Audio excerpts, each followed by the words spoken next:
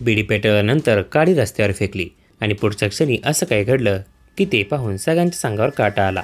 काय आहे नेमकं प्रकरण ते जाणून घेण्यापूर्वी चॅनलला सबस्क्राईब करायला विसरू नका। ही घटना अनंतपूर जिल्ह्यातील कल्याण दुर्गम शहरात बुधवारी सकाळी 11:30च्या सुमारास घडली। एका व्यक्तीनं 5 लिटर पेट्रोल विकत घेतलं होतं, पण तो दुचाकीवरून जात असताना कंटेनरमधून गळती झाल्याचं सांगण्यात आलं।